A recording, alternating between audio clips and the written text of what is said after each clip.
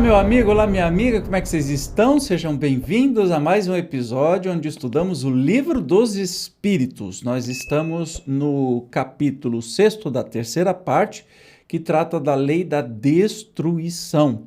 E hoje, especificamente, nós vamos estudar sobre flagelos destruidores. Então, sem demora, que você sabe que aqui a gente não enrola, vamos para a pergunta 737. Com que fim fere Deus a humanidade por meio de flagelos destruidores? Então já está apontando aí que Deus fere a humanidade com flagelos, né? Para fazê-la progredir mais depressa.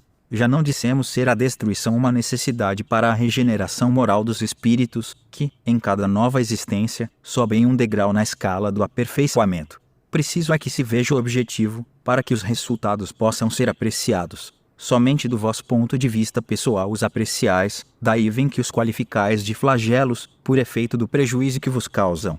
Essas subversões, porém, são frequentemente necessárias para que mais pronto se dê o advento de uma melhor ordem de coisas e para que se realize em alguns anos o que teria exigido muitos séculos. Então a gente evolui mais rapidamente na dor, obviamente. É isso, né? A gente já sabe disso. Então, por que acontecem esses flagelos? Eu nem falo que assim, é Deus que impõe. Ah, Deus fala assim, não estou fazendo nada hoje, o que eu vou mandar? Um ciclone para tal país e destruir metade desse país. Você acha mesmo que Deus faria isso? De jeito nenhum. Mas é da lei natural que o planeta vivo, né, na lei da destruição, e que aconteça isso, assim como a existência de vulcões, incêndios e outras coisas que não são ação humana, e nem consequência das ações humanas. Agora, o que a gente está vivendo no clima é consequência da ação humana desde a industrialização e está ficando cada vez mais extremo. Frio extremo, calor extremo, inundações extremas, gelo extremo, incêndio extremo, tudo isso por nossa própria ação. E, nestes momentos mais difíceis, a gente geralmente evolui mais rápido, aprende mais rápido e nos tornamos seres humanos melhores. 738.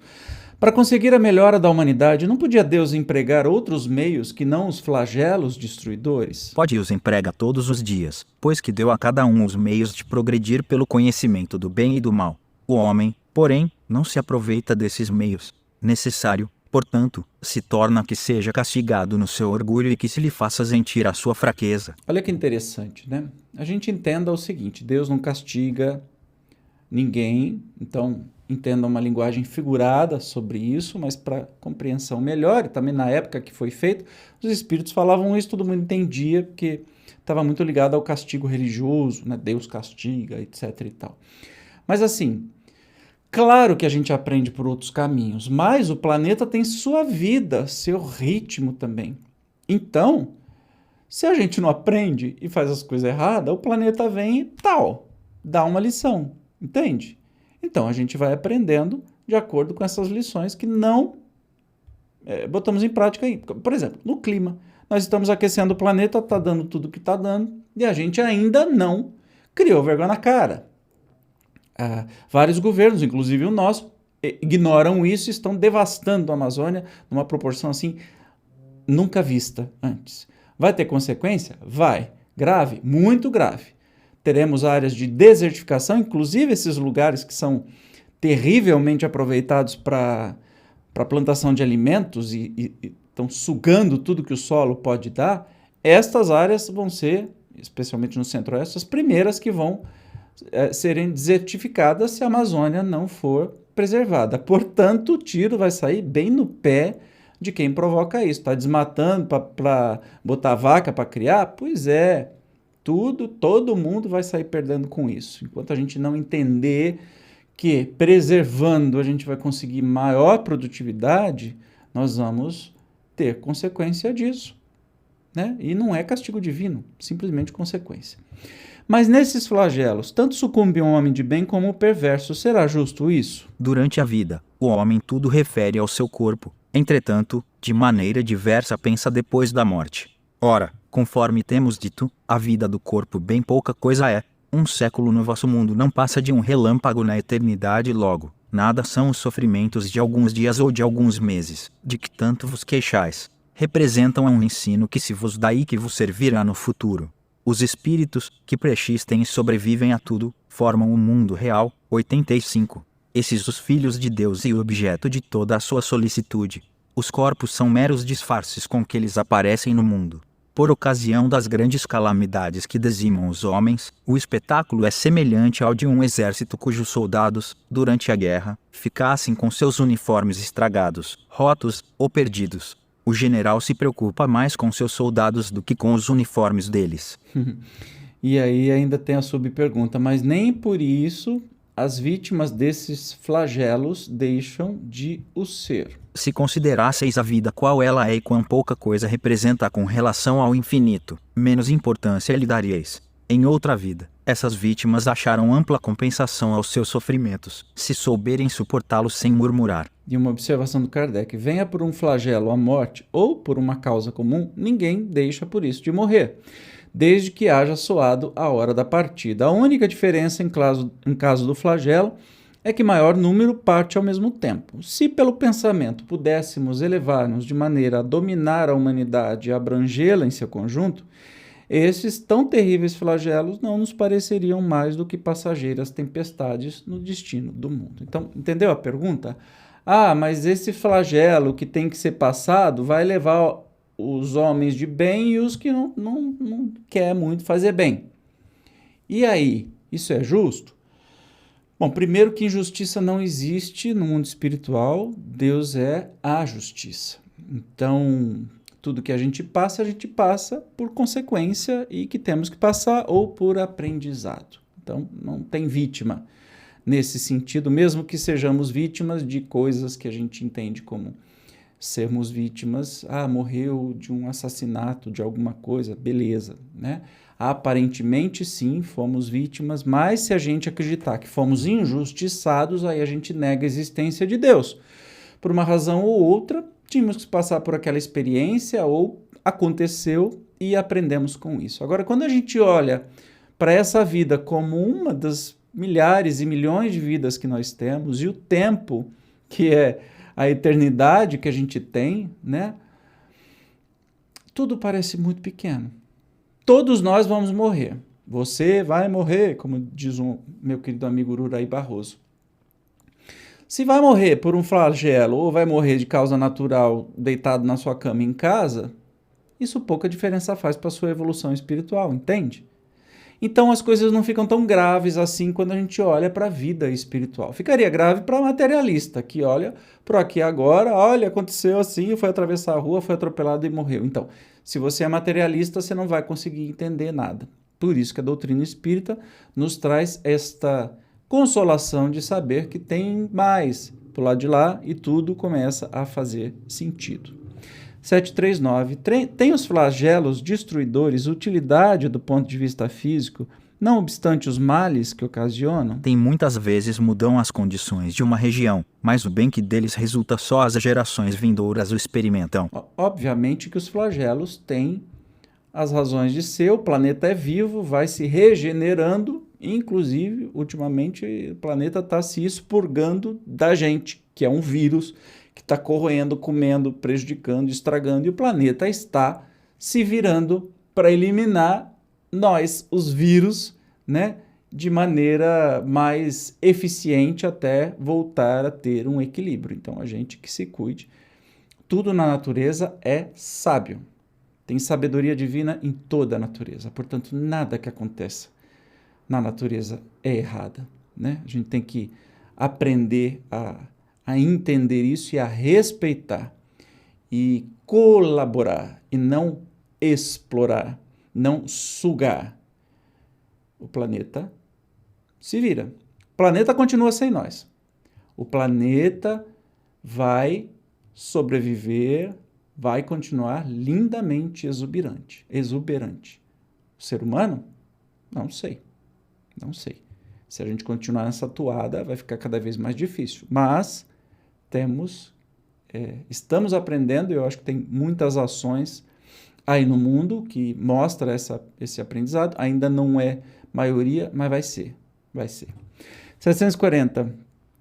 Não serão os flagelos igualmente provas morais para o homem, por porem-no a braços com as mais aflitivas necessidades? Os flagelos são provas que dão ao homem ocasião de exercitar a sua inteligência, de demonstrar sua paciência e resignação ante a vontade de Deus e que lhe oferecem ensejo de manifestar seus sentimentos de abnegação, de desinteresse e de amor ao próximo, se o não domina o egoísmo. Olha, a gente acabou de passar por um flagelo, está passando ainda, muito grande, que é a Covid-19. E tem gente que aprendeu, tem gente que agiu de acordo com os seus conceitos, respeito, seguir a ciência. Tem gente que não estava nem aí. Tem gente que infectou as pessoas da família que até morreram. Tem gente que até hoje não se vacinou, não está pensando nem em si mesmo, muito menos no outro. Então, assim, a escola é para todo mundo, mas não é todo mundo que vai passar de ano, entende? A gente é livre, podemos aprender ou não. Então, os flagelos vêm e podemos aprender, nos tornarmos pessoas melhores com esse flagelo, ou com estes flagelos. Depende da nossa escolha, só da nossa escolha. Tudo é lição. 741. Dado é ao homem conjurar os flagelos que o afligem? Em parte, não, porém, como geralmente o entendem, muitos flagelos resultam da imprevidência do homem. À medida que adquire conhecimentos e experiência, ele os vai podendo conjurar, isto é, prevenir, se ele sabe pesquisar as causas. Contudo, entre os males que afligem a humanidade, alguns há de caráter geral, que estão nos decretos da providência e dos quais cada indivíduo recebe, mais ou menos, o contragolpe.